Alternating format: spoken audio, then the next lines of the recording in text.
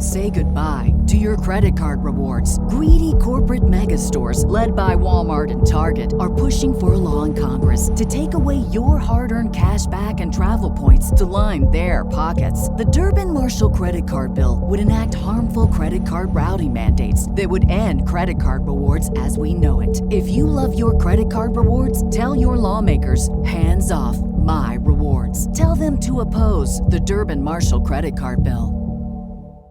Hey guys, time to get in on the action for the biggest moments in basketball with Prize Picks, America's #1 fantasy sports app. Just select 2 or more players, pick more or less on their projections, place your entry, and win up to 100 times your money. Right now, Prize Picks will match your first deposit of up to $100. Just download the Prize Picks app and use the code GET100. That's code GET100 on Prize Picks for a first deposit match of up to $100. Prize Picks. Pick more. Pick less. It's that easy. All right, everyone, listen up. If you like the podcast, which if you're listening, you probably do, please do me a favor and share it. Share it with your friends, your family, coworkers, cellmates, whatever. You know what I mean? But just help me keep this show going and growing. And you can also like, subscribe, and leave a review. That helps immensely. If you want to go above and beyond and, really, really support, check out Big Truth.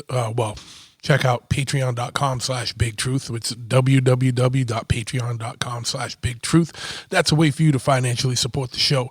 And shout out to all my Patreon subscribers. You are the salt of the earth for me. And I appreciate it every day that you guys are like the show enough to support. If you are looking for art, so you got some space in your shop or your house, your bathroom, your cell, wherever, you know what I mean? Your shop, your tattoo shop, your motorcycle shop, wherever.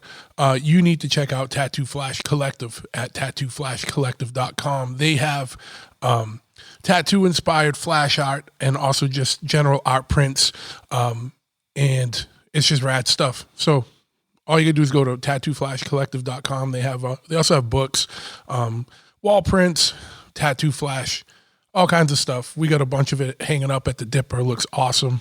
I got a bunch at the tattoo shop.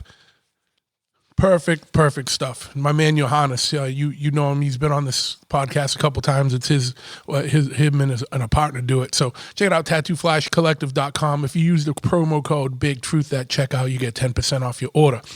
Now, if you're a Patreon subscriber, you get even more. And that code is secret. It's only for Patreon subscribers, so you have to subscribe to get that bigger percent. But you know what? You're going to buy a bunch of stuff, subscribe to Patreon, get a bigger percentage off your order, and it's a clean slate. You're even Steven there, right? So check it out. Today's going to be a new format type episode. But before we get into that, if you're into motorcycle stuff, check out my motorcycle shop, Chopperhead.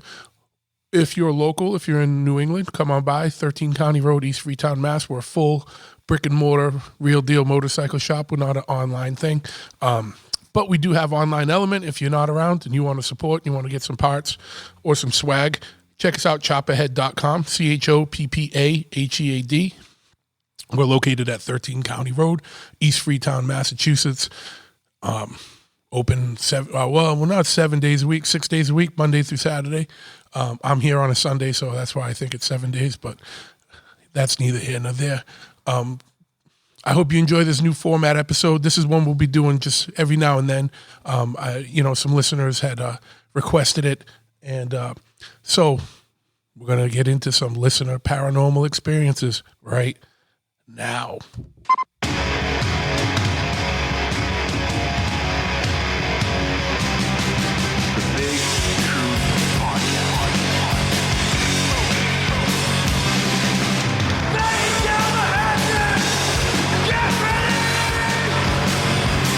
Ignition sequence start. 6, 5, 4, 3, 2, 1. We have a liftoff. Yes, once again, we have liftoff. I want to thank you for tuning into this episode of the Big Truth Podcast, and this is the first of the listener paranormal experience episodes. I can't even remember where. I think someone had requested that I do this. I know there's other shows like the confessionals and everything where that's the whole show, but a few people had hit me up and said you should do one, have some listeners call in and talk about their stuff, or people had hit me up saying they wanted to. So I put the call out, got a bunch of people responded, and this is the first of those episodes. It's not going to be the format of the show forever, obviously. It's just a special format like the M4s, but this is the first one, the inaugural episode. And in studio, I got my man Ray from New Bedford, who's in the house. I know Ray is a long time from the music scene here in New Bedford area, and I know he's a horror movie aficionado and collector of things metal and hardcore, and also dead things, Yep.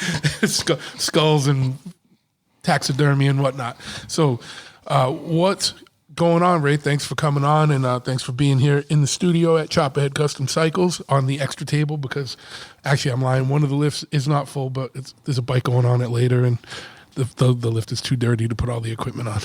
Yeah, this works. But what's up, man? So you hit me up right away and said you had a couple things, of paranormal significance to talk about, and why don't we just launch into it, and I'll just ask you questions along the way, but I'll just let you tell your story. Yeah, the first one, the one that really was my first experience with anything like that. I lived in an old house that was built somewhere around mid 1800s, and it was only me and my dad living there for the longest time. That's and, that's a new house in New England. Yeah, pretty much. But yeah, I was probably about, I don't know, maybe 22 or somewhere around there, and I'd gone out. It was like a Friday or Saturday night, whatever. Went out with some friends, and we were, probably shenanigans or the bullpen, whatever. And came home, and it was one of those things where it was like by the time I had walked home and everything, I wasn't even lit up anymore. It was, everybody kind of started winding down towards the end of the night, so I was pretty sobered up by this point. And I come in the house, and the way our house was set up, big front door, long hallway, stairway going up into the upstairs, then a dining room and the kitchen. So it's like the whole length of the house, and I walk into the kitchen, I open the fridge, start looking around for something to snack on, and we had a little terrier dog that had come downstairs, and so the dog's sitting at my feet, and I lean down and I start petting the dog, and all of a sudden the dog's ears pop up, and he turns and he's looking towards the front door. So I'm like, what is he looking at? So I turned, and as I did, I saw what looked almost like a woman, like an old woman, dressed up in like a white, old house coat or whatever. And she was walking from the living room towards the stairway, just literally walked right across the hall. And I got instant chills. It scared the shit out of me. And because I'm thinking, who the hell's that? Because it looked real. It looked like she was really there. So she was, it looked like an actual person. It wasn't like translucent. No. It wasn't like the spirit of Yoda or something. No, not like that, see-through shit. Yeah. This looked like a real person just walking right across. And like I said, it scared the shit out of me. I stood up, and I'm like kind of like leaning over, trying to like see if she's still there. And then the dog just kind of, turned his head back to me and sat there. So I slowly walked over, and I didn't see anybody.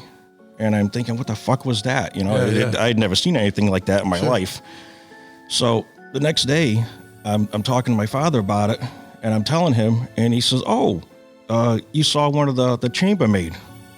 I'm like, "What chambermaid?" Yeah. And he says he had, I guess, seen her, and he claims that there was a story that I guess my grandfather told him, because it was his house, that these two chambermaids were downstairs in the basement, and it was an old style, the old coal burners, the furnaces. Well, something happened, and I don't know if a tank blew or something blew, and one of them was seriously injured, and she died from her injuries. Back in the 1800s? Right. Yeah. And so I had never seen anything like that after, And I'm going maybe like about, I don't know, Christ. I had told my wife the story because she moved in with us like about maybe a year or two later. And I told her about it, and she says, she goes, "I've seen her." She says, and she's always dusting the banister on the stairway. Huh. And that's where I had seen her walk from the living room towards the stairway. But that was the first and only time that I had ever seen her. And like I said, I'd never seen any ghostly stuff or paranormal stuff before, and that it literally scared the shit out of me. And so it just literally looked like a normal woman walking. It didn't. Yep. Nothing otherworldly about it, other than she wasn't supposed to be there at right. I mean, 2 in the morning. Not dressed like that, in modern day. Like with an old hat on, and a, like a robe or whatever, but literally just walked like she was going about her own thing. Huh. You know what's crazy? And I forgot who was talking about this. That like a lot of ghosts are from like more olden times, like like more antiquated times or Victorian, whatever. You know what I mean? Yeah. Like a ghost of like 2020. You know what I mean? Right. In 2060 or 2000. The year 3000. Like not 2000, 2100. I mean, are people gonna be like in like fucking like. Sweatpants and a sweatcedo or something. Is there ever a ghost that is dressed modern? It's going to be like the Market Basket pajama pants ghost. Yeah. Like haunting aisle 7. Yeah. But you never see like a modern ghost. They're always either like shadow or like if there is an apparition, they're always dressed in like some old style like clothing. You know what I mean? So it's like we're the modern ghosts. And if anyone has a modern ghost story, hit me up where someone is dressed, of the times. But so the dog kind of alerted you to it first. Right, and I've heard that children and animals can sense it. If you ever see like a dog or just like turn to an area of your house and start like growling or barking at a certain corner of the room, and you look and there's nothing there that we can see. But for some reason the dog or the animal can see it. Yeah. Now, do you think that's did you get a sense that was like, for some people with that type of experience, especially if she's seen in the same place all the time doing the same thing, does it seem like something on like a time loop or stuck in time, or did it seem to just be moving of its own accord?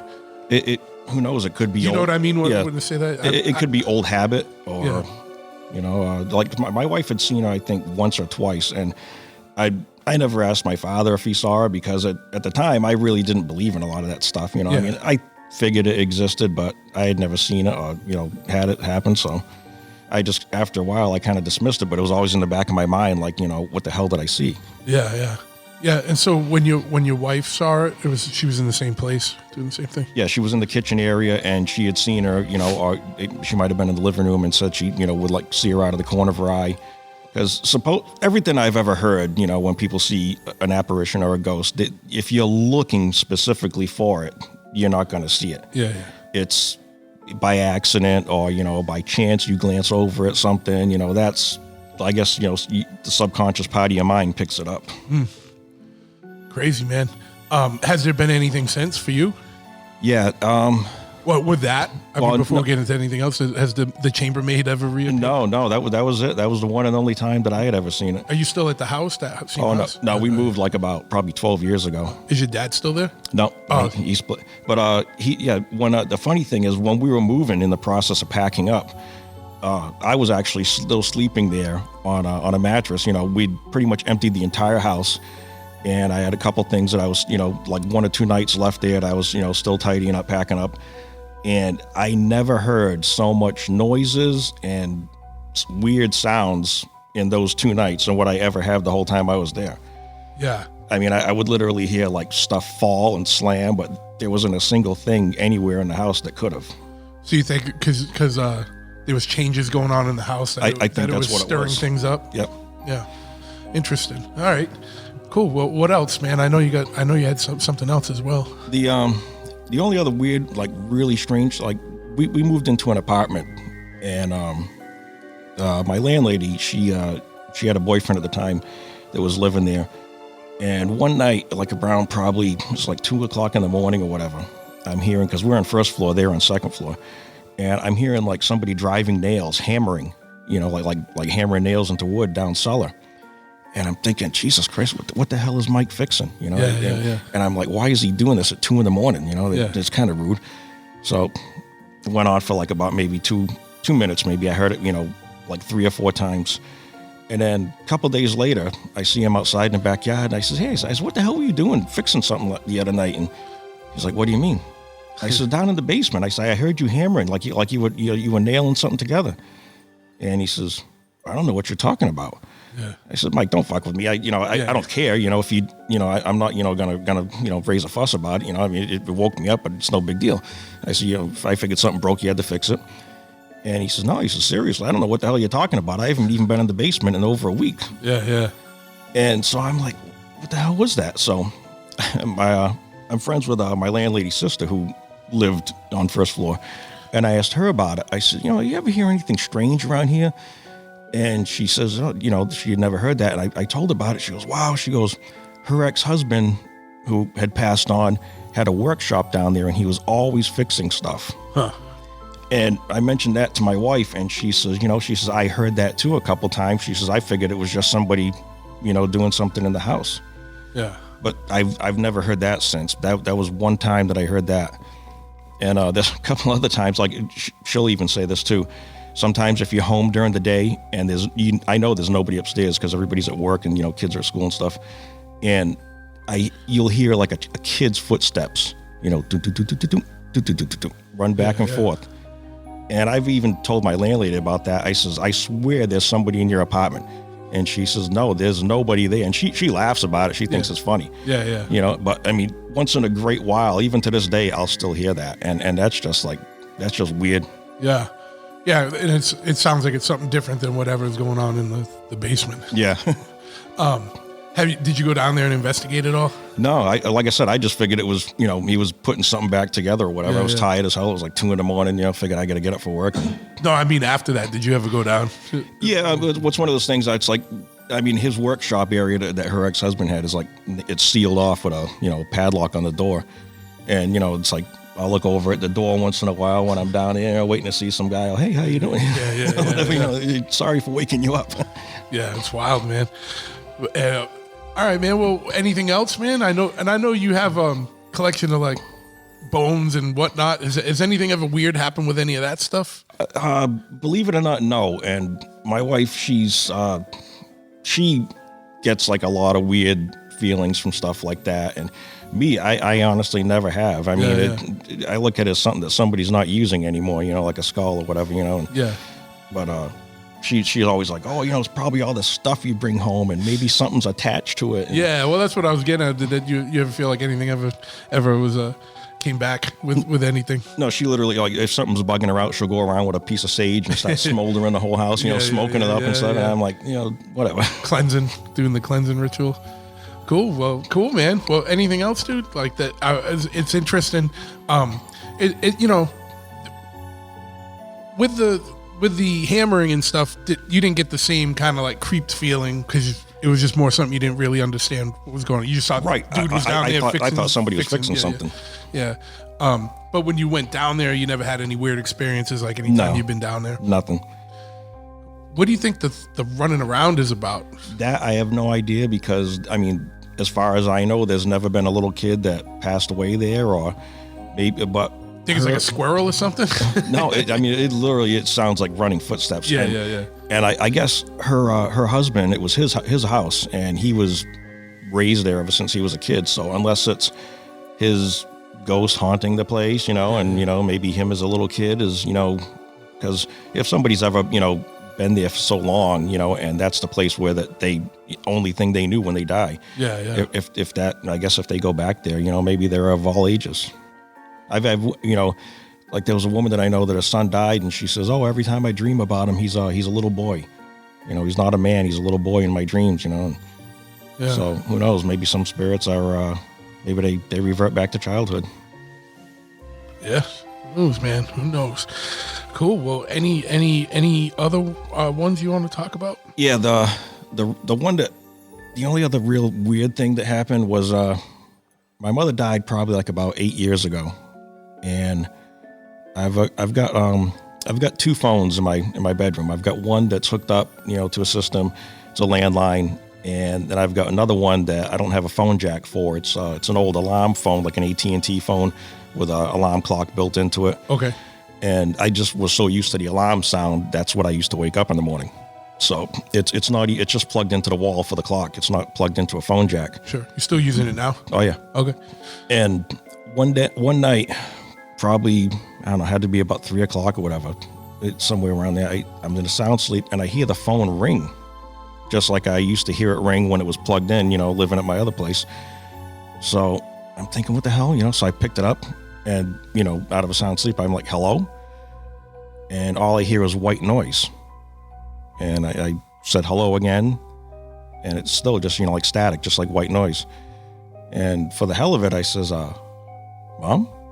And then still nothing, just, no voices, no, not, white noise. So I just held the phone to my ear for about probably a solid minute. And then after a while, I just hung it back up. And what's weird is, you shouldn't hear anything, even white noise. Exactly. It should just be like holding a piece of plastic. Exactly. And after I had originally told you that story the other day, I picked it up before I even came here, and I'm like, does this thing have any noise to it? Was it?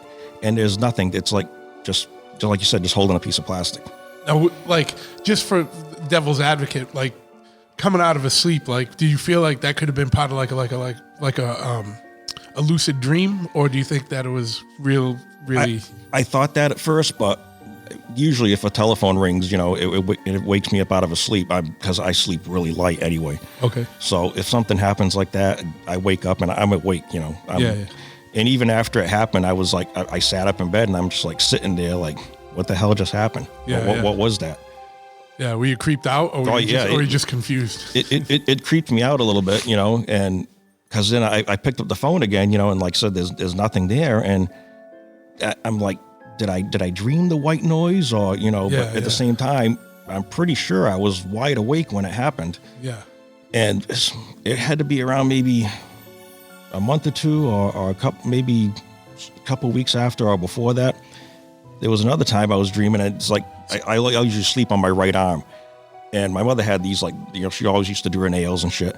And I literally felt like somebody like drag fingernails across my hand. Yeah.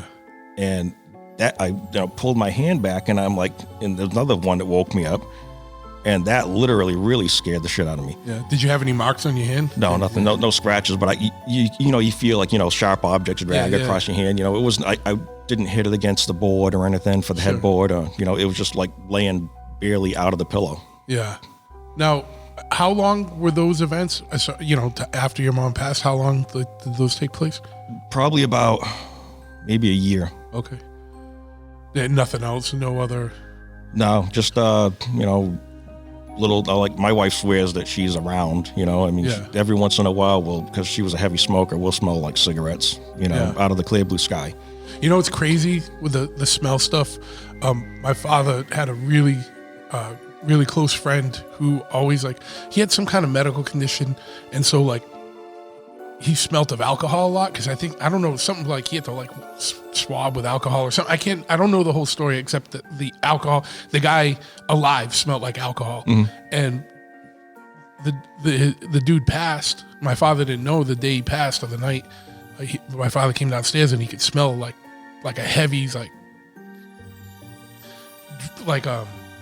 that guy had been there. He smelled alcohol really heavy, real dense, and he was like, what the hell is this? And he couldn't figure it out. And then he got the call that the dude, it was right around when that dude passed, right around the same time frame. That's the only other thing I've heard of where smell was kind of involved. So that's an interesting one. Yeah. Yeah. I mean, not so much anymore. It's, I don't know. People say that after a while, a spirit supposedly passes on or, goes beyond or where they're supposed to be or whatever. But nothing happened after that for a long time, and not even recently. Yeah. Did that phone ever ring again? Never. And it's funny because I still use it for an alarm. Yeah. To this day, yeah. I've never heard it ring. Yeah, that's crazy, man. Do you ever have any so when you felt the scratch on your hand, were you dreaming anything, or did that just wake you up out of a regular? Just woke me up like somebody was poking you to wake up. Yeah, that's cool. That's wild. Cool, man. Well, damn. Those are a couple ones that'll shake you up, right? Yeah, like I said, I barely sleep as it is, and to have something like that happen, and it's easy for somebody to say, "Oh, he's probably dreaming it," or whatever. But I mean, a freaking mouse could fart in the basement and it will wake me up. That's how late I sleep. You know, it's. Yeah. So and you're not groggy, like you snap up type of. Right. When I wake up, it's just like, you know, right awake. Turn on and off. Yeah. Just on off. I have like 10 minutes of gray area where it's like I slowly boot on. Like it's not 10 minutes, but a couple minutes. But I mean, well, hey, thanks for coming by and sharing that stuff.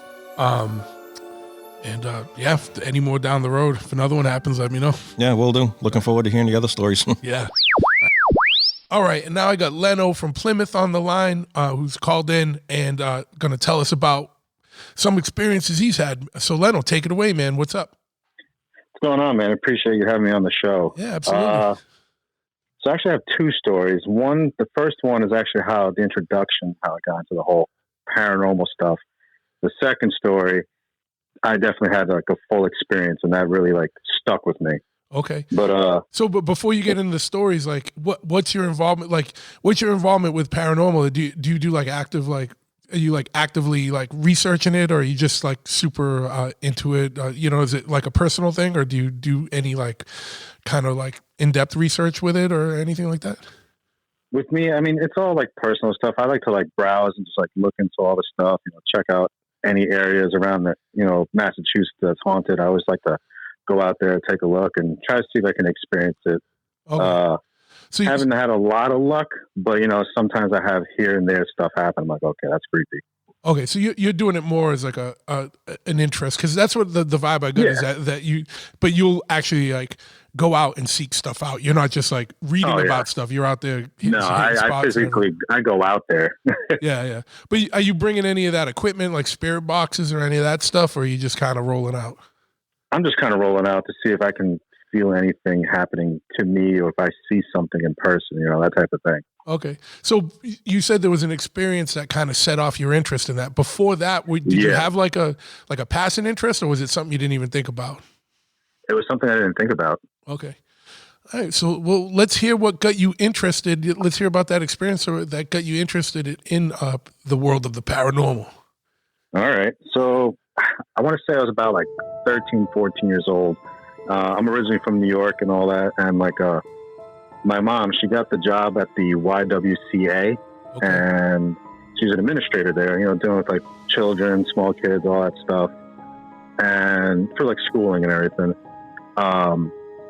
As a kid, like, you make pictures, picture frames with like little macaroni stuff around it, like gluing it down and all that stuff. Yeah. I had a picture of my grandpa, and he was in it. I had the macaroni all around it, just made it decorated. Hey, Mom, look what I made, coming home from school. And she's like, oh, it's nice, and hang it up on the fridge. And he passed away when I was much younger. So that picture was always on the fridge. And my mom was sitting down at the table studying for like her CPR, first aid. But I don't want to interrupt you, but did he pass away? But like, did he pass away at an age where did you have memories of him? Do you remember him, or did he pass away when you were too young?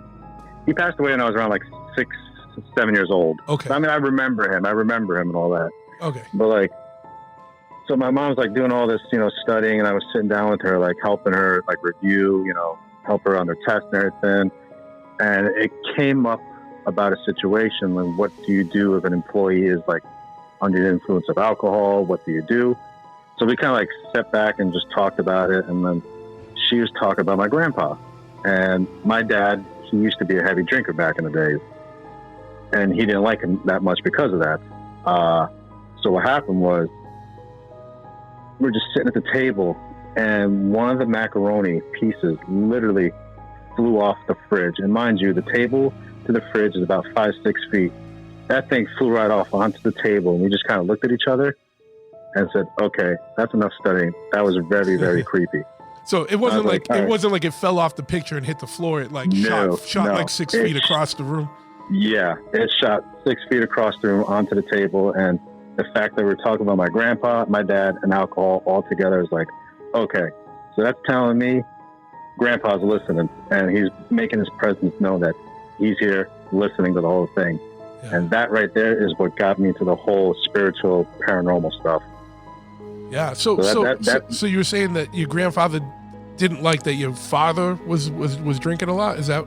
Yeah, did I hear that right? He wasn't a big fan, so it was just like, hey guys, I'm still here. I remember what he did. Yeah. And I'm gonna still be around. I'm like, dude, that was creepy. That really creeped me out as a kid. And I was like, dude, what the hell? Yeah. So fast forwarding a couple of years, my homegirl. Well, before you get into that though, like, so as a kid, like once that happened, right, and you know, it got you interested in the paranormal. Like as a kid, like, did you start looking into things, or did that come later? Like, so that came later because I guess to me that it really creeped me out. I'm like, okay, that didn't happen. That was just all in my mind. No, it did happen. Yeah. So, you know, I'd be watching all these movies and, you know, researching stuff online, and they're always saying, you know, the spirits are always around, watching, you know, keeping an eye on you, keeping tabs pretty much on you. And, you know, they're always there in spirit, literally in spirit. And that what made me, you know, dive deep more into it. And I was like, okay, this is pretty interesting. So you're telling me my grandpa is still around, you know, keeping an eye on me, you know, making little things here and there, knowing like, hey, I'm still here. Don't worry about me. I'm watching you. Yeah. All that stuff.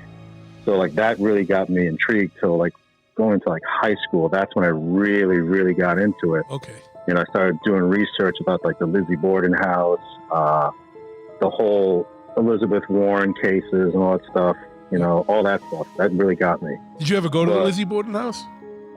Yes, I did. Did you stay over? No, I want to. That's on the goal. And same with the Conjuring house. I want to stay there too. Didn't that get sold? So the Conjuring house, from what I've heard, they got sold to somebody else, and now there's a group of people. They do shifts and they take care of the house, and it's always manned 24/7. So there's always somebody there, but you can stay there, and the people who work there are like in a tent or like somewhere else to keep an eye on the place. Okay, so I didn't know if you were still allowed to stay there, because I remember there was something like book now because this change in ownership or something. This was a while back because we were looking at it. We were going to try and do a podcast out of there. That's why I just kind of remember that. Oh yeah, that'd be sick. yeah. But so you can still go there. Okay, perfect. Yeah, and the Lizzie Borden house, I mean, is like 10 minutes down the freaking road. You know. Oh yeah, it's right there. And I mean, I did day visits and stuff there. I haven't experienced anything in there yet, but like. Yeah. I want to stay the night to see if something actually really happens. Sure. So now we get into the little juicy stories. Nothing like crazy extreme, but like it definitely made the hairs on my back stand up.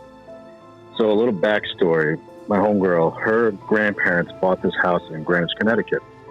You know, it's a nice house, you know, big ass pool in the backyard, all that stuff. They've been living there for about 20 years. And since then, they claim to have experienced a lot of activity in that house. Like what? Like, so 2 a.m, the garage door would open, and then it just closes. Lights would turn on here and there. Their pets, dogs and cats, would never go in the basement. And I'm like, okay, that's kind of odd. So they would tell me, yeah, sometimes the Buddha statue would be knocked over. Maybe it's the cat knocking it over, but who knows? And I mean, to be honest, her cats were pretty chubby, so I don't think they were jumping that high. Yeah. Are they Buddhist, or is it just like a decor? No, it's actually, they are Buddhist. They believe in the whole Buddhism stuff. Okay. And so they tell me all that stuff, and they tell me the lights will turn on in the basement, even when they're taking the dogs out for a walk, you know, evening time, dusk is coming down, you know, and they see the basement lights turn on, and then it's turn off. And I'm like, what? Okay, I really need to experience this. So go to the house, and I was like, so why do you think this is happening? They're like, well, we just found out that the previous owner, he took his life away. I'm like, oh, well, that's dark. At the house? At the house. So apparently he attempted twice. The first time he tried to gas himself out in the garage, which probably explained the garage opening and closing. Who knows? Yeah. The second time he actually went through with it. And, you know, it's sad to say, but he committed suicide, and he hung himself down in the boiler room on one of the sewage pipes. And, you know, the whole thing, you know, police, detectives, all those people come by to do an investigation. They ruled it out as a suicide. And you would think that they would find every little bits of things, you know, put in evidence. Okay, boom, boom, boom. Yeah, they're going to do a thorough investigation, yeah. Yeah, thorough, like complete thorough investigation, you know, take the rope and all that stuff, anything that was attached to it. So I was like, all right, can I come over and do my own, you know, investigating? Like, you sure? I'm like, yeah, I want to check it out. Like, all right, cool. So I go to the house, hanging out. I was like, so can you show me where it happened? They're like, are you sure? I'm like, yeah. So we go to the basement. The dogs and the cats literally stood by the stairs, and as soon as we opened the door, they just booked it. I'm like, okay, that's the first sign that they don't like the basement. This is creepy. Now everybody, it's about 4 people, and then me, so 5 total. We're all going down the stairs, and I look behind me, all of them are just like really scared. I'm like, okay, this is really spooked you guys out. Go down the basement. So do they not go down there? Do they not use No, they did not. They did never go down there. They stayed away from there because that's how terrified they were. And like, it was to the point that they actually made it onto the Montel Williams show. Okay. And they talked about it and, you know, the whole experiences. And they're like, we just don't want to be there. It's just too creepy. I mean, we didn't know this happened. And we just found out like a few years ago the house is haunted. It's going to be the worst thing, man, to be like being at your own house sucks. Like, you know, that's horrible. You know what I mean? Like, because that should be your place. You know what I mean? Where you're like, yeah, it's your safe haven. You know, it's your safe haven. Yeah. So I was like, all right, cool. So can you guys show me like where did he do it? And mind you, I'm not like a medium or like anything like that. Yeah, you're just interested. Yeah, very interested. So they're like, it's in the back room. I'm like, okay, well, which one? There's like a bunch of rooms. Like straight down to the right. I was like, all right, start heading there. As I'm walking there, I felt like this cold sensation just shoot up my spine. I'm like, that's creepy. And then I got a whiff of like cigarette smell, and I'm like, what the hell? I got this, you know, the smoke, you know, lingering in the air. I'm like, this is really weird. And they always say, if you smell cigarettes and nobody smokes, it's usually a spirit. And I turned to everybody, I was like, did you smell that? And they're like, yeah, we did. I'm like, so it's not me. They're like, no. So I go in the boiler room. I'm walking around. I'm like, so where did he do it? He's like, he did it right there. I'm like, that's creepy. All right, so I go to the pipe. As soon as I look at the pipe, I just felt this weird, chilling feeling in my whole back. Every single hair in my back just stood up, my arms. I'm just getting goosebumps thinking about it. Yeah. But like, I look at it, and I was like, so this is it? They're like, yep, that's the spot. I'm like, all right. Something just told me to grab the step stool, and I did. Went to the pipe. Mind you, the pipe has, you know, the insulation around it. Yeah. Not to be morbid, but was there like a there mark? Was a rope burn. There was a rope burn still on the thing. Okay. So I'm like, so you saw exactly where it is, like where exactly. It was. You saw exactly. You know where exactly where it was, and it was right there. I go to the insulation. I untie it. Right there was a full-length suicide letter. And the one line that, like the one thing that still sticks in my mind is at the very end was, I love you always, Ramiro. I turned to them. They never told me the guy's name. I was like, is the dude's name Ramiro? And they're like, yeah, it is. I'm like, well, here's a suicide letter right here. It was so quiet in that room. Everybody just looked at me. Like you can hear a mouse piss in a cotton ball quiet. That's how quiet it got. Yeah. So was the letter attached to the pipe, or was it written actually on the insulation around the pipe? So it was actually written on the insulation around the pipe. So my thing is, I think he probably took it off, written on it, then put it back up, turned it, tied it up so it doesn't fall off, and just kept it there. And then, you know, he did what he did. Yeah. Wow. So it sounded like it was a note to someone specific. Yeah, I think it was to the wife, because I know we ended up doing a little more research about it. The husband was in a very dark place because he lost his job. The wife ended up leaving him and took the 2 kids.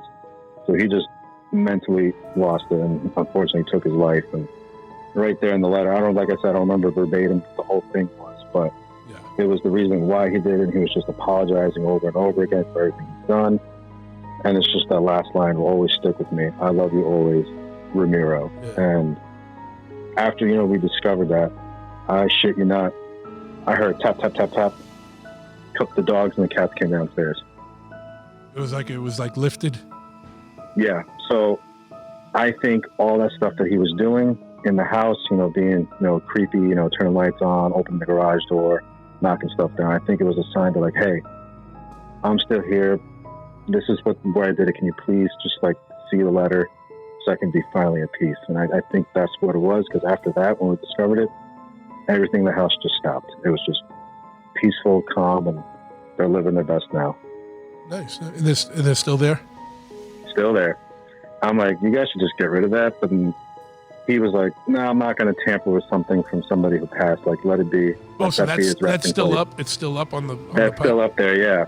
Still on the pipe. I'm like, that's creepy, but all right, I understand what you mean. And it just blows my mind that, you know, the detectives and everybody did not, you know, suspect or think or just look at this thing like, hey, what's this? Why is this, you know, cut off, and why is it wrapped up again? Maybe we should look at it. And they never did that. It's been like that for like 20 years. Wild. Now, just So out of that's curiosity, did you or the family track down the wife, the widow? We've tried and we had no luck. And you know, to this day, I still jump online and see if we can try to find them. Yeah. She probably went back to her maiden name. Who knows? But we're still trying to find, like, just to like bring peace to everybody. Yeah, But it's sad, but it's tough, you know. Yeah, that's a heavy one, man. You know, it's interesting because I just recorded one before you came on, and there was two things that were and unbeknownst to me, like it wasn't like planned or anything. Just two things that kind of mirror each other. Like one is animals and their sensitivity to things. Yep. And then also scent, the scent, like smell, you know what I mean? Like where a spirit can radiate a smell, you know? And it's like, do you think that's kind of like, do you think that's like a spirit doing that, or is that just kind of lingering energy that, you know, of that person? Like what's your thoughts on that? Because it sounds like it's something you've done some investigation or some research on. So with that, I think it's both spiritual and energy together, because last year my uncle actually passed away, and he was like a heavy smoker and all that stuff. And my mom, you know, her and my sister went to Iceland, because that's where my mom's from, and they went to do the funeral and everything. Of course, I had to stay here for work. It was like a couple of weeks later. He always drank coffee around 11 o'clock at night, and I just remember like the coffee machine just turning on. I'm like, what the hell? My mom calls me. She's like, hey, there's cigarette smoke, and your sister's phone just turned on, and it's playing the funeral song that they played there. So it's definitely energy. It's definitely energy, and they're just making their presence known, like, hey, just don't forget about us, that type of thing. Yeah. It's just like, hey, still here type of thing. Yeah. That's wild. And I'm not trying to discount anything, but what kind of savage drinks coffee at 11 at night before bed? Crazy people.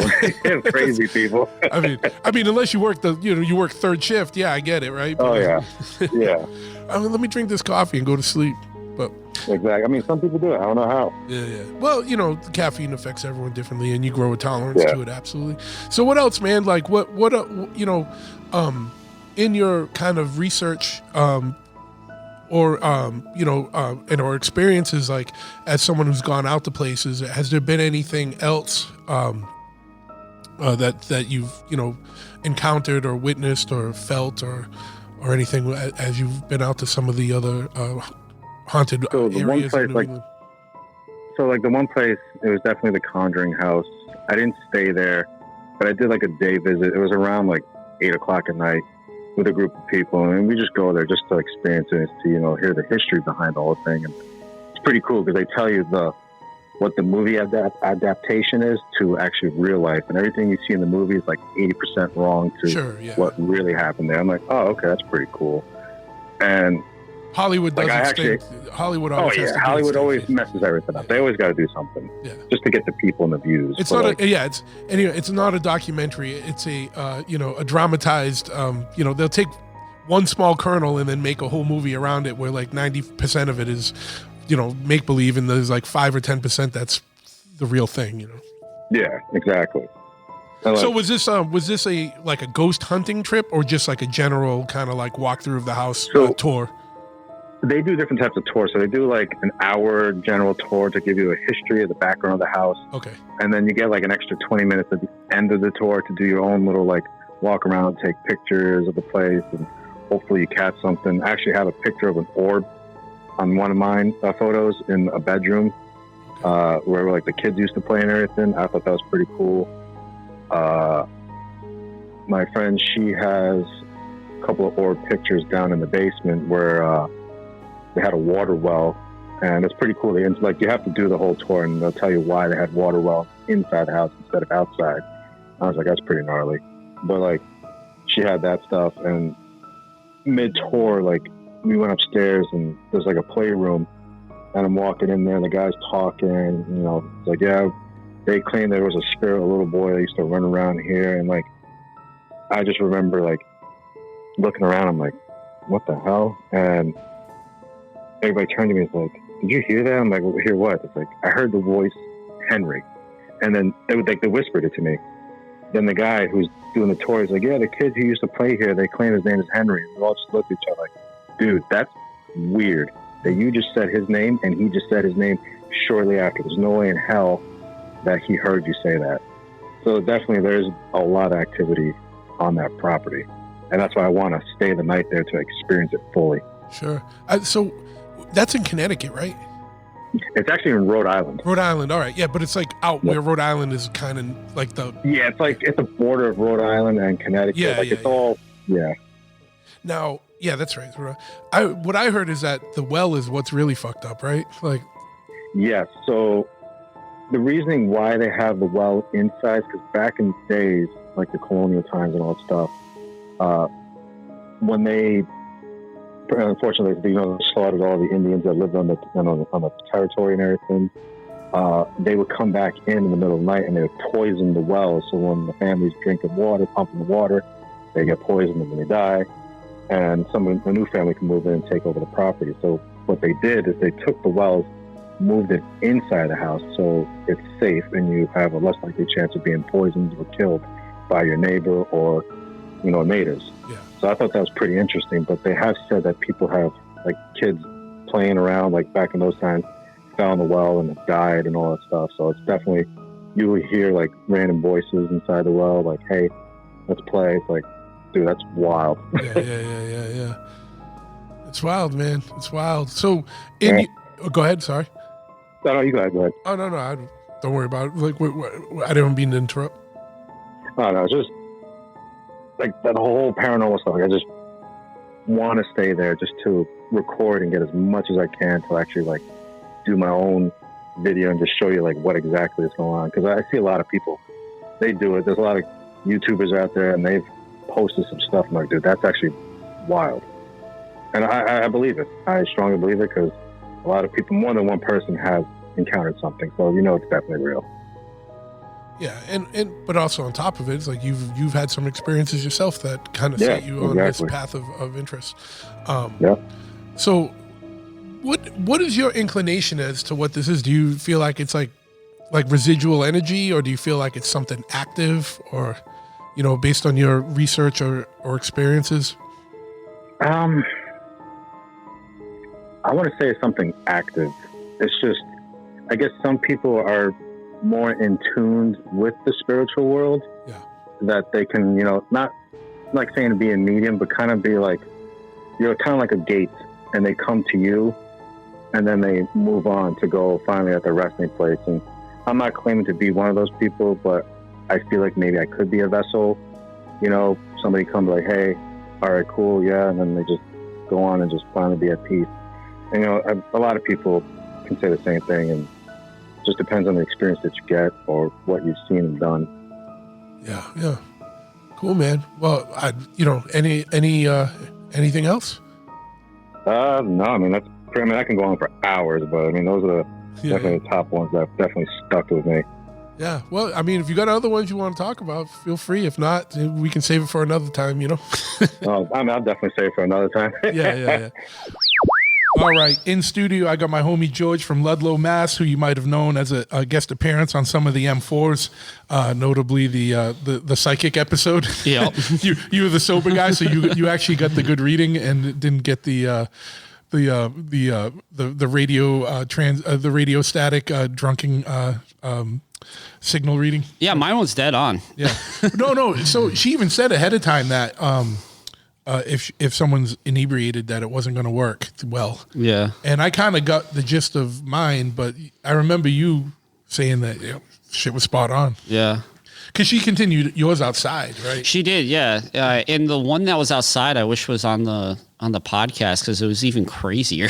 Yeah. She went into my grandfather. Then she started. On the podcast she was talking about my grandfather, but when we got outside, she then started talking about my mom that passed away too. Yeah. Which was even crazier. Like she was, mentioning stuff that like I don't know how she would know. You know? Yeah. And then immediately after that, the next day, I talked to my sister because I wanted to let her know that the psychic told me that my mom said I was the favorite. So I want to let her know what my mom's saying beyond the grave. But she said that she never told anyone, but she went to a psychic after my mom passed, and Your everything. sister? Yeah, and everything that that the psychic told me that night, my sister's psychic told her. When she went to go see one, and she went to go see one in like New York City or something, like she saw one after. Yeah, so there wasn't like Yeah, there's some kind of connection or anything. It was she said almost the same stuff, about. Did the New York psychic say that you were the favorite as well? No. Well, maybe he did. She just didn't want to tell She me. didn't say it. But she got confirmation. When you told you yours. Yeah. So if anyone's wondering what we're talking about, go revisit that issue. Just look up. It was in the last few months. I can't even remember what episode number it is, but the M4 with the psychic Drea, who was a champion trooper who stuck out our punishment. Our drunken punishment, and she handled it well. And she's going to come back on when she's finished with that coursework she's doing to talk to non-human intelligences, and we'll see what's going on when she gets some. When she gets more some stories from that. But that's not what we're here to talk about today, George. You had an interesting experience. The last two I did involved mostly ghosts. Yours is something completely different. Why don't you tell us a little bit about your story here? Mine has something to do with they call it black fungus. The technical name is mucus microsis. So basically, it's a fungus that gets into your brain and it starts to eat out the back of your eyes. It causes a bunch of brain damage and eventually quick death. When I finally got into the hospital, give a little bit of background for this. When did this occur, and how did you find out about it? So this is how it all started. Back in the summer of 2021, it was like about August. I started feeling dizzy all the time. I started feeling super sleepy, and I also started losing vision. Like everything's like you'd be driving and a road sign would look very blurry, like it would say 20 miles an hour, but you had to be like right next to it to finally see. And I was like, something's going on with my eyes. I thought I was just eventually going to have to get glasses, And as far as the fatigue went, I was like, it's probably just summer heat working, But what wound up happening is, like a little bit after that, it was like about September, it started getting really bad to the point where I was driving and I was falling asleep at the wheel all the time, consistently. That's like almost every weekend for me, but for other reasons. Yeah, it would be like a Wednesday. I'm driving the dump truck or something, and I'm almost swerving off the road. Yeah, this is during the day. This is during the day. Yeah, and I was getting full night's sleeps too. So finally, I went to the hospital one day. And this was after work because that's how I am, I was like, I'll just go after work, So I worked the full day. That's how it is when you work for yourself. Yeah. There's no sick leave, yeah. Yeah, like your arm's falling off, but like I gotta finish this and then I'll go, Exactly, yeah. So I'm at the hospital and I'm there for a while. I'm there for a few hours, and they have an IV going. I'm starting to feel better. But the doctor comes in and he goes, all right, so we ran your blood work and this and that, and we think you have type 2 diabetes. So we're going to put you on metformin. So I was like, all right, at least I know what this is, So a couple days goes by, I get the prescription in for metformin, start taking it. And probably within a week or two, I started losing weight like crazy. So I called them back and I was like, hey, I'm losing like 5 pounds a week, maybe like even more. And they're like, well, that's the metformin working, like that's what it does. And, and you stop sugars. So, you're going to start seeing a lot of weight dropping off, I was like, all right. And disclaimer, don't be a dickwad and go get metformin to try and lose weight. Yeah. Like if you don't need it. don't go get a black fungus to lose weight. Well, that too. But I was, this is like I was just like I could hear light bulbs going off to the listeners. Like, oh shit, that makes you drop 5 pounds a week. Oh yeah, it was crazy. I started looking skinny pretty quick, and but I also wasn't able to hold down food. I was throwing up all the time, and I was just like, this doesn't make any sense, but it kept going on. So this is like now fall, I'm throwing up, I'm still falling asleep at the wheel. I'm a little bit better, but not too great. And this is when the stuff started getting kind of like more into like a weird paranormal realm, is that like I would be in the shower, I'm looking at the shampoo, like a shampoo bottle. I go to turn around, wash my hair, go back around, the shampoo bottle's gone. And I'm like, I didn't move it, but maybe, like I'm under a ton of stress at this time. I'm, So gone, like not on the same shelf or just not even in the shower? There. Yeah, it's not even there. I'm like, I know I just used this, like I thought maybe stress was starting to get to me. Other stuff like that, bottles of water, whatever, like remotes. And I'm just like, I know I saw this. Where is it? Like I'm going through that, like I lost my keys thing, like, Yeah. So you're like, that's all it is. That's all it is. It's just stress right now. And this kept happening more and more often. And then what started happening after that was I started seeing like a black figure, and it would be, in the hallway, or it would be, like off in the distance. And it was tall. It had like almost red eyes. There wasn't really much of a shape to it. It was just tall, black. And I'm like, I think I'm going crazy. I didn't tell anybody about this part, this I just started telling people recently, but at the time I was just like, I can't say anything. Everyone's gonna think I'm going crazy, Was it translucent or was it like solid form? It was solid. Yeah. You couldn't see through it. Like if it was there, it was there. Mm-hmm. It was like seeing you or seeing that bike. Yeah. And the reason I kept thinking I was going crazy, I was like, this isn't like, you hear ghost stories and it's the middle of the night. It's like, on a stormy day or something. Yeah. This was the middle of a day, Yeah. I would turn around and there it is. Tuesday, 2:00. Yeah, Tuesday, 2:00. Yeah. It wouldn't go away. You know what I'm saying? Like it wasn't like in the movies or something where like it jolts at you or you get startled and then you blink and it's gone. It's there 10 minutes straight. Like I was walking towards it, like it's there, like I would be laying in bed sometimes. I see it like in the hallway and it's just there, like I don't want to touch it or anything. I don't know what's going to happen. Did you have like did it interact with you at all? No, or was it just stood there, stared at me, and it was just ominous, like it was just there. It's just whatever it was there. And it was like maybe every couple of weeks I would see it. It wasn't frequent, but it was, it would happen. I don't know, man. Seeing a freaking black shadow person every couple of weeks is pretty frequent. Yeah. Dude. Like, well, the thing is, so the further so this is like October, November, and now we're into December. And as soon as December hit, I remember I wasn't able to keep down any food at this point. And I would come home at that time. It gets dark early, so you're already home at like 4, and I work outside, so the listeners know, like, my work day basically goes with the sun, so it's like 4:00, you're already home, and I was just I'm so tired. I'm like, I'll just sit on the couch for like a minute, and I would fall asleep for like 2-3 hours, and I would wake up, but I wouldn't have any energy. I would just want to go right back to bed. It was bad. But at that time, by the time December hit, I started seeing this thing more often. Mm-hmm. It was getting progressively like it was like almost every day, And I remember the day before. And now, at that time, like I'll hold you at the day before, like.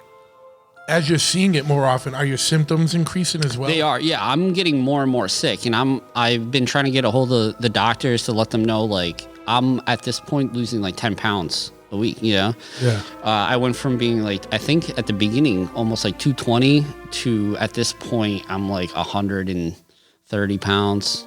Yes, you almost lost 100 pounds. Yeah, you know, like I'm like, there's something going on, you know, like, and the day before, or the day, yeah, it was the day I actually did go to the hospital. It was, I was at home, and there it was. I turned around. At this point, it's always been like a little further off in the distance, you know, like 10, 20 feet, give or take. You know, at this point, there it is. It's right there. I black out. Like right in front of you. Right in front of me. There it is. I black out. I black out in the office, which is like near our bedroom. I wake up. I'm on the couch, which is on the other side of the house, and I wake up to my wife now, fiance at the time. She was waking me up. She was like waking me up, and she's like, "Oh, you know, are you okay?" And I was like, "Oh, yeah, I'm just tired. I'm so tired." I didn't even tell her what happened. But in my head, I was just like, "This is not where I remember being last," you know. So I had like this weird time period where I don't remember anything from the office to the couch. I wake up on the couch. She's like, "We got to go to the hospital. You're not feeling good. You know, like this is it." She can see it. Yeah. She's like, "There's something wrong with you." At this point, Brian had called her, let her know like I was throwing up like crazy earlier that day at work. Who's that? One of your workers? Yeah, you know, like and like. Just I got to go to the hospital. So I go to the hospital. I'm there. They're doing a bunch of blood work. I told them, you know, like they thought I had diabetes and stuff, and this is what's happening. And I didn't mention anything about, you know, whatever that figure is, because I was like, by the time I say something, they're gonna throw me in the loony bin or something. So they're running tests, and I'm at this hospital in Palmer for just a little bit. I think it was like 3 or 4 days, maybe a week. And they're like, there's something else going on that's like with your brain, neurological. Neurological? They're like, this isn't, and we don't have the technology here to run a brain scan, so we got to bring you to Springfield. So they have the ambulance crew come in, they grab me from the bed. This turns into kind of like a funny Eugene Levy moment where they have me all bundled up. They're taking me out of the room. They slam me into the nurse's station on accident. And I'm just like waving like bye. And then they bring me outside. I'm outside on the thing, and they're like, "Oh, we forgot the paperwork." So both of them go inside. This is middle of winter, so I'm just in the hospital cart thing in the middle of a parking lot, teetering, you know, and they're like, "Oh, we'll be right back." So they're gone for like 10 minutes. I'm outside by myself. They finally come out. They move me. They bring me into the ambulance. They send me over to Bay State in Springfield. I'm there for a few days. They run the tests, and at this point, I've been trying to kind of be funny about it. You know, I'm making calls to my fiance at the time. I'm like, "Oh, they said I'm gonna die." You know, like, you got to send me like a butt picture to save me or something. You know, like I'm just trying to be like lighthearted and funny. So, they come into my room. They're like, "Listen, we're gonna have to do brain surgery on you because there's something that we saw in the X-rays." I didn't know what it was. They didn't know exactly what it was. So in my head, I'm like, I got brain cancer. I got a tumor, something, you know, like those are the common things. And they're like, let everybody know we called your sister and everything else. So I called Marcia. I'm like, "Hey, they just came in. They want to have brain surgery." And at this point, she thinks I'm fucking with her again. Because messing around. That's all I've been doing for the last week and a half. Boy that cried wolf. So she's like, she was working a wedding at the time. She's like, "Listen, I'll call you back. I can't do this right now. I'll call you back." So she hangs up, and immediately as soon as she hangs up with me, my sister calls her. She's like, "Hey, they want to do brain surgery." So she's like, "Oh wait, that was real?" Yeah. So now everybody's panicking. I'm the only one that's not panicking. You know, I'm like, "Oh well, the brain surgery it is." You know. Yeah. So they send me in. It was New Year's Eve. and that's when they did my first brain surgery. And as they were wheeling me out, I remember there was like champagne bottles everywhere. So immediately in my head, since I've been straight edge all my life, I'm like, great, the one doctors I'm gonna get are gonna be wasted. Yeah. They've just been partying all the way up to the point of me doing the surgery, But they did it. It came out fine. They brought me out, and then after that, that's when the stuff started getting even worse. But wait, what was the champagne bottles about? It was New Year's Eve. Oh, right, yeah. So they were like getting ready to go nuts. Yeah. I was like the last surgery of the day, probably. So you wouldn't remember getting rolled out to see if those things were empty. Yeah. So I wake up in my like right after surgery. I don't know how long it was between the time. But the nurse came in, and this is the first time that they were going to put the IV of antifungal into me after the brain surgery. Because I think at this point they figured out what it was. But they hadn't really told me yet, So did you need brain surgery, or did they get did. in there and see what it is and say, no, you really just need this antifungal? No, they need to remove like the fungus. Yeah. And then the antifungals to keep it from coming back? It from coming back. So as soon as the nurse hooked it all up, she started running the machine. She was out the door, which I later found out was like, that's not what you're supposed to do. You're supposed to sit there with your patient for like 10 minutes, make sure like everything's going good. Yeah. So, but this, like I said, this was around the holidays. I think this was already New Year's Day. She was on the I could hear her on the phone with somebody, making plans, she's just like, oh, we're going to do the blah, blah, blah, So she was out the door. Immediately as soon as that door shut, I went into a seizure because they didn't know I was allergic to the antifungal. Okay. Heavily allergic too. So I'm having a seizure. I'm hitting that little button. No one's coming because anybody that's ever been to a hospital knows as soon as you hit that button, it's like a good 20 minutes before they even show up. You know? And I'm hitting it. No one's coming. No, you're not hooked up to anything where it's like coding out or anything?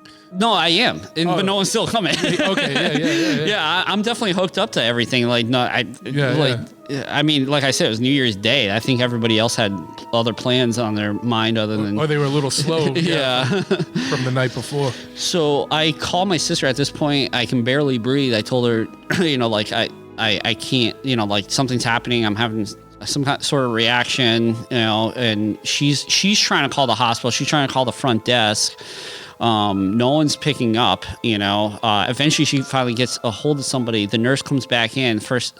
By the time she comes back in, I had already almost like fallen onto the ground because I was seizuring and like my body was in these crazy pains.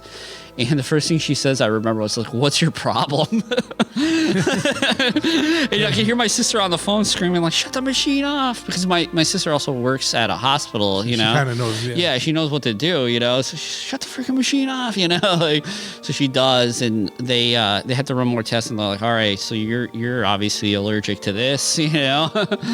So it went from, it was supposed to be a 20-minute drip, and it turned into a 8-hour drip per day. To space it out so that you didn't have a reaction? Exactly. And while they were doing this drip, they would have to basically give me like ibuprofen or Tylenol the whole time. Because even after the surgery, I refused any sort of painkillers. I was just like, I'm not touching those. Like I've heard horror stories about people going to the hospital for like a broken arm and like, yeah, a year later, dying of a fentanyl overdose. Yeah, exactly. 2 years later, you're hooked on heroin or something. Like it's not happening. Like I'll deal with the pain and I'll give me like Tylenol, ibuprofen, whatever. And water. I was drinking water like crazy too because I was told like the more water you drink, like it's gonna help. So I was drinking water like crazy, and at this point.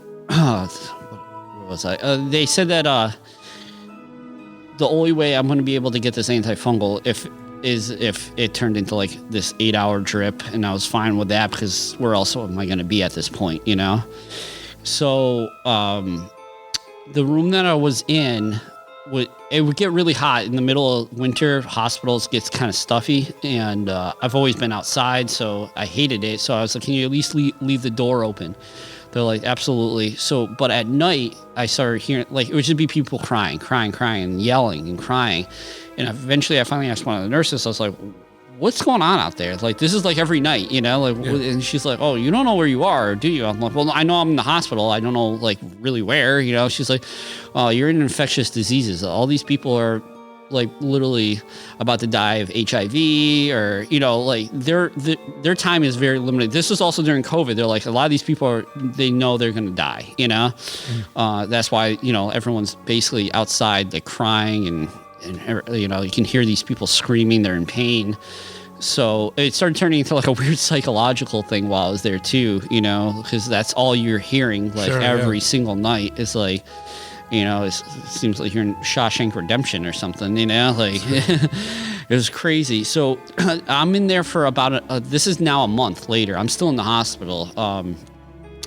And it's time for I did 3 surgeries altogether. This is, I think, the middle surgery. They did that. It went okay. Then they started seeing something weird with my potassium. They're like, there's something going on with your potassium, and we can't figure out what it is, because I think if your potassium goes up, your heart essentially explodes. If it goes down, it stops, you know. And I wasn't taking that seriously at all either, and I was just like, oh man, my heart's gonna explode. It's gonna be like that scene from Aliens, you know.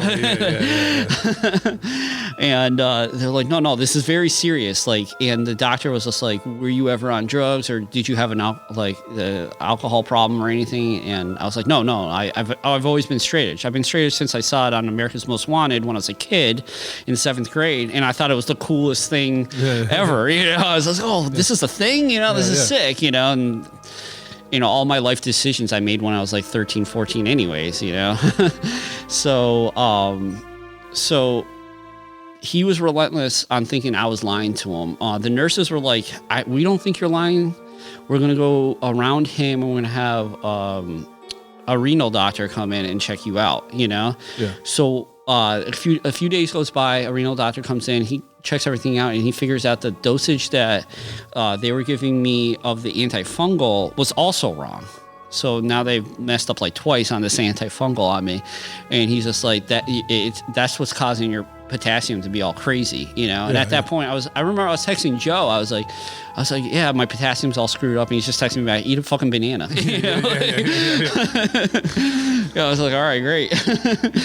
And I remember the doctor came in actually after the renal doctor had just left, maybe about like an hour or two prior, and he was like, all right, I'm gonna have a renal doctor check you out, because you keep saying that you've never done drugs or drank, you know. I think you're wrong. I think this is something to do with it. I was like, oh, he was already here about an hour ago. He said that you messed up my like what you're supposed to be giving me, my dosage. And he got all flustered. He was like shifting papers. He's like, well, I don't have anything here about him stopping in, but I'll check this out. And he like flies out the door. That was the last day I ever saw that doctor. Yeah. So I think what happened is they switched out doctors like immediately after that. So after that, I had a different doctor. Because they're worried about liability. Yeah. I think he was just panicking. Now that this is like the second time that something's happened with me at the hospital to do with this antifungal, they're like starting to freak out, you know. So at this point now, I'm there for like 2 months, you know. I haven't really showered or anything, because they had like all these I've always have like IVs in me. I remember for the antifungal drip, another one was like an IV for some kind of like fluids, you know.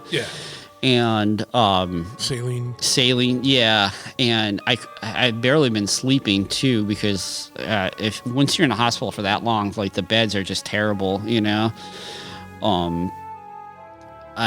Every night I'm hearing people screaming and yelling. It's becoming like almost like psychological warfare while I'm in there. You know, it's becoming bad. And they're sending me out for another surgery, and this one was supposed to go through my nose. No, through my ear. Sorry. The second one was through my nose. This one was through my ear. That one went good, and they're like, okay, we're gonna be releasing you soon. so we're all excited. I was texting my fiance. We're like, oh, we're getting out. It's gonna be great. At this point, I was 120 pounds. But what wound up happening is that release date kept just moving. They kept moving it. So it went from like, oh, we're gonna release you tomorrow to, oh, it's gonna be early next week. Oh, it's gonna be the week after that. So now I'm even going crazier because like, what is happening? What is happening? Like none of it made any sense. And it finally got to a point where like everybody in my family, she was like calling them, screaming. Like, dude, it was the day I was supposed to be released, and they were still trying to push it back. And it was insane. When she finally was able to pick me up, and they finally were like, did they give a reason for that? Like, just No. monitor you, or just they never gave a reason? They never gave a reason. They just kept pushing it and pushing it. They just wanted to keep banging your insurance. Yeah, I think that's what it was. And I mean, you talk to these people that like work through that stuff, and they're just like, it's all insurance. It's always insurance. The more money they can make, more money off you for being sick for the longest time than actually curing anybody. Of course, yeah. Yeah. So it kept snowballing, and I think that's probably what it was, but the last few hours I was there, I remember they finally gave me my clothes. So I knew I was leaving. They're like, you're about to be out of here. I'm putting all my clothes on. This is stuff that I came in with like 2 months ago, putting everything back on, and my wallet's missing. So after 2 months of being there, somebody had taken my wallet. So they're having security come up. I'm talking to them, and they're like, "Oh yeah, this happens like every day. Like somebody gets something stolen here. I'm like, great. It's how it is. Wish you had told me that ahead of time. I would have gave my fiance my wallet to hold. Yeah. Well, at this point, so this was during like COVID time, and they weren't allowing anybody to even come see me. Okay. And especially since I was in infectious diseases, they were like, "You're absolutely not having anybody come see you. You can die. You're gonna die here alone." And that's what one of the nurses actually told me. She's just like, "We don't have like any hope for you leaving here." Like that's what a fucking shit ass hospital that is. Man. I know. Like, they're like, "What the fuck is your problem? Fucking stealing your shit. Fucking." I know. And that's so fucking up dosages. Fucking up the dosages. There's people gone through way less and got way more litigious about shit. You know what I mean? Yeah. It's fucking wild. There was just, it was crazy. Like they had so depending on what religion you are, you can have a priest come in and see you.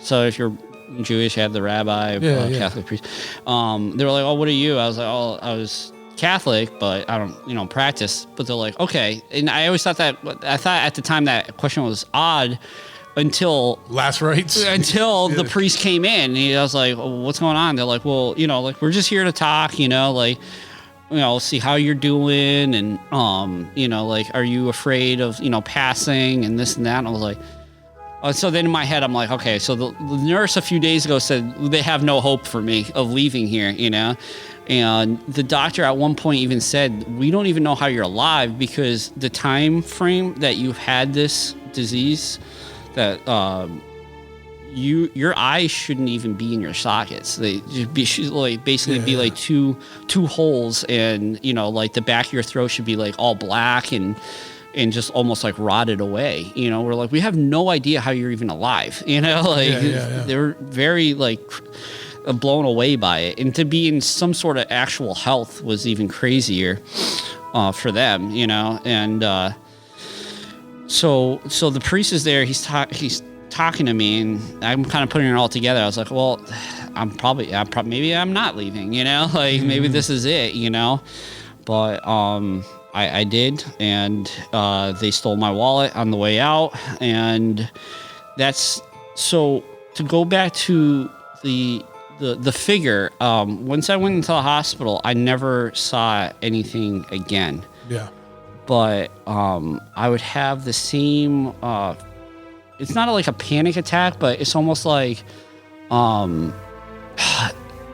It does feel like a panic attack, but it's not a panic attack. It's hard to describe, but it's in your chest. It's like you just feel something there, And I still have that till now, at times, and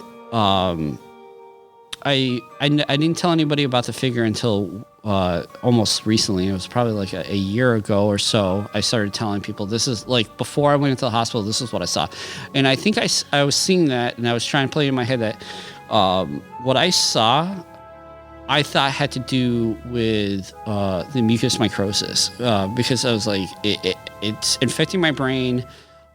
It's obviously going to like do stuff. You're going to think about it. I was reading up in these stories about people that have thought they had haunted houses, but it wound up just being black mold, messing with their brains, you know. I think even Joe told me about one where a family moved into a house that they bought on foreclosure. They didn't know that there was like basically a drug lab in the basement at one point, and their cat was rolling around and all this stuff. So when the cat would come up, they were petting the cat and stuff, and they were all basically hallucinating off the stuff that was residue that was on this cat, Yeah. So I was like, it's got to be something like that. It's got to be. I'm always looking for like kind of like a scientific or like a real this is what it is, In my head I was like, it happened before I went to the hospital, and once you started getting treatment, once I started getting treatment, I got the surgeries, like I'm good, like that's all it was. Cut to, let me pose something here. Barring the scientific, like it's messing with your brain chemistry, could cause hallucinations. Do you think that it was a physical representation of the fungus, like manifesting in your brain? Because think of it this way, right? Like, as it got worse, that thing started getting closer to you to the day you knocked out and went to the hospital. Exactly. Or do you think it was something like warning, like, motherfucker, take care of this? That's everyone I've talked to, they said both things. They do like you just presented, like, could this be a warning sign or could this be the fungus, and I don't know. The only thing I do know is that almost a year after that, we were returning from Joe's house. I think it was Joe's house. It was a winter party, I think. And we have a spare key that we use sometimes. So we grabbed the spare key, we opened the door, we put the key on the table.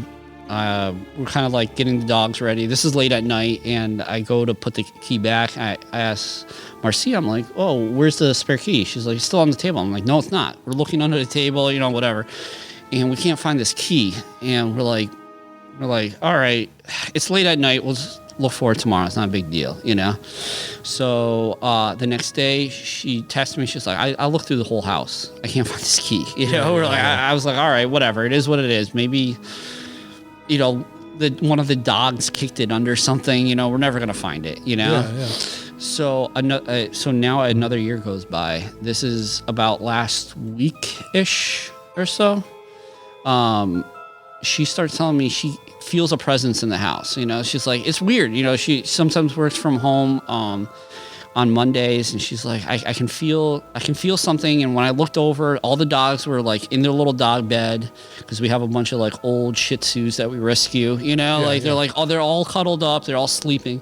She's like, but I swear to God, I felt like one of them like run by me like 2 or 3 times. But they're right there, they're dead asleep.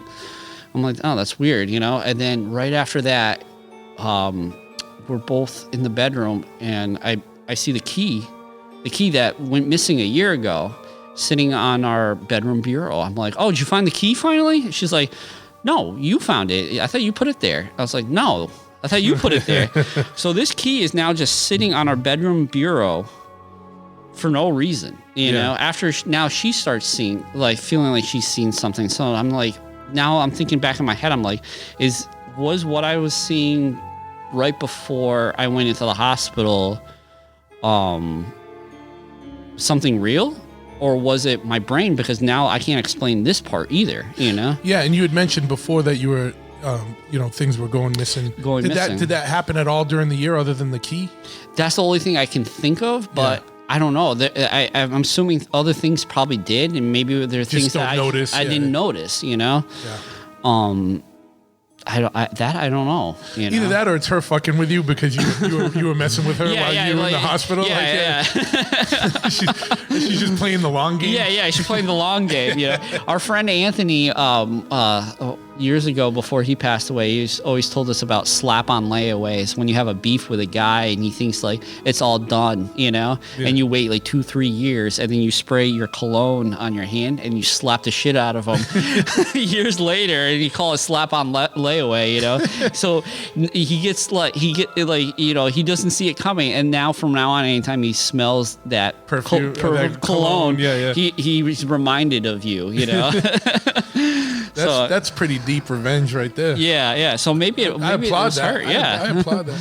But yeah, man. So yeah, it's crazy, man. Like that could be anything. It literally could just be something that was triggered by the fungus messing with your brain. Yeah. Or it could have been some kind of spiritual entity like warning you or like foreboding you. You know how like they say like Mothman shows up before a big issue, or maybe this was something like telling you something like that. Yeah. But it's just weird that it's a black entity and it's a black fungus. You know what I mean? Right. Like, yeah. I don't know how deep this can go. You know? Yeah. There's a lot that it could be. Like I said, it's a wild fucking story, man. And the funniest thing is that you just were like, well, whatever, through the whole thing. Like most people be freaking the fuck out. I was trying to keep it as lighthearted as possible. I mean, I remember I was texting with Joe sometimes from the hospital, and he was like, "Oh, I'm going to bring over my toothbrush and start moving my stuff in now that you're on your way out." Everybody just try to keep it like lighthearted, Sure. But I know behind the scenes everybody was falling apart. I mean, Marcia was telling me, like at her work, she was trying to keep it together, but there was one night where there was only one other girl working, and she started like breaking down because she got a phone call from the doctors about me, and it was just a mess. I think it was the night where I started going into shock there, and everybody was trying to get a hold of the front desk to stop the machine from giving me the antifungal. You know?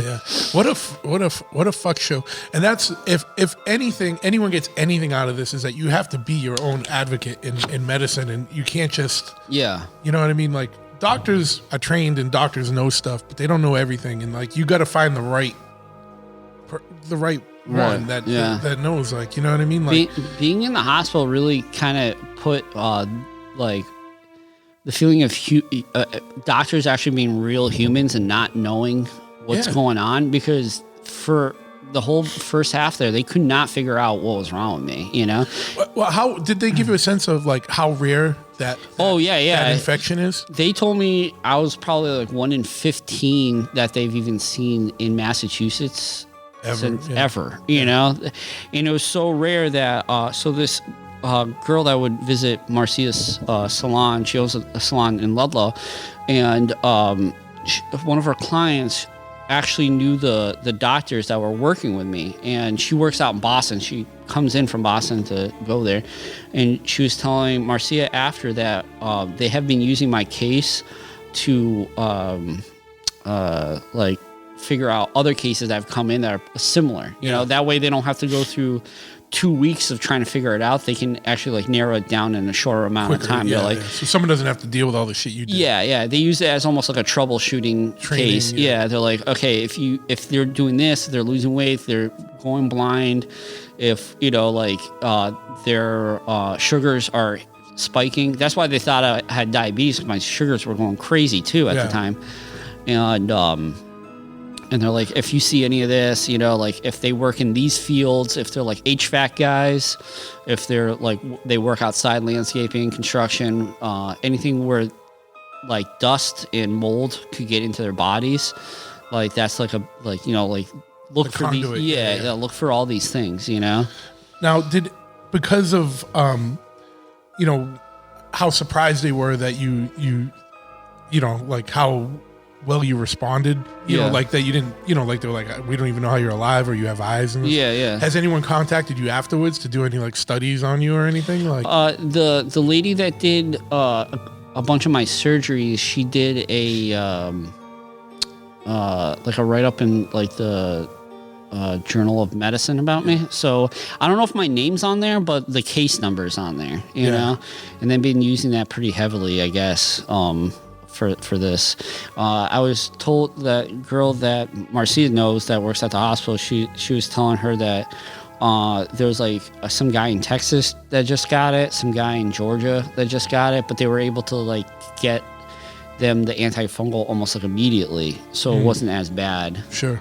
You know, but I've looked into it. It like in other countries, like in India, it gets worse. You know, like you look up like mucus microsis, and it's like pictures with people no eyes. You know, like their jaws gone. It got to the point where it's like it's bad. You know, you kind of look like a walking zombie. Sure. You know.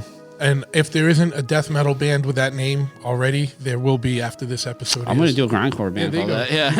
Yeah, death metal, grindcore, whatever. Yeah. Yeah. Right. Well, I'm glad you're here, bud, and I'm glad you found the key after a year, or the key was returned to you guys. The key was returned, so I don't know what's going on with that, but that's another big. I don't know. You know, you can't explain that stuff. You know, I have no idea. I don't think that one of the dogs found it and put it on my bureau. You know. No. So. Well, dude, thanks for coming in and talking about that. That's a wild ass story, man. Like wild on a lot of fronts. Paranormal, fucking just medical story. Just wild. Yeah. I if anybody is ever, you know, feels a certain way, like don't. My only advice is like not to keep pushing it off, you know, not to keep thinking like, oh, I'll just get it checked out some other time. Yeah. Especially if like you start feeling like your body's going to tell you you're not feeling right. You got to go get yourself checked out. And if you're seeing black entities, then you definitely go. Yeah, definitely go because something's really pushing you to go Mothman, Mothman's after you. Or a shadow person or something. Is telling you what's up. All right, man. Well, fuck yeah. And that wraps up our first listener call-in paranormal episode, even though some of the people were here in studio. We do it both ways. Want to thank everyone that participated in this inaugural episode. And if you've had a weird, bizarre, paranormal experience and you want to come on a future episode, shoot me an email at bigtruthpodcast@gmail.com. Or if you follow me on Instagram at bigtruth, just shoot me a DM and we'll get you on. I know I had a few other people interested in coming on already. So we will do another episode somewhere down the line. Also going to do another one of these type of episode styles where we're going to do wild and crazy and harrowing cross-country motorcycle trip experiences, or just motorcycle road trip experiences. So if you've had an engaging story about a motorcycle road trip, also do the same. You can shoot me an email over at bigtruthpodcast@gmail.com or DM me on Instagram. On Instagram, it's just at Big Truth. And with that, I want to thank you for listening. Thank all the Patreon subscribers. If you want to support the show, check out patreon.com/bigtruth. But otherwise, like I always say, please like, share, subscribe, leave a review wherever you guys listen to this. And stay tuned. We've got another episode coming up soon. Hey guys, time to get in on the action for the biggest moments in basketball with Prize Picks, America's #1 fantasy sports app. Just select 2 or more players, pick more or less on their projections, place your entry, and win up to 100 times your money. Right now, Prize Picks will match your first deposit of up to $100. Just download the Prize Picks app and use the code GET100. That's code GET100 on Prize Picks for a first deposit match of up to $100. Prize Picks. Pick more. Pick less. It's that easy.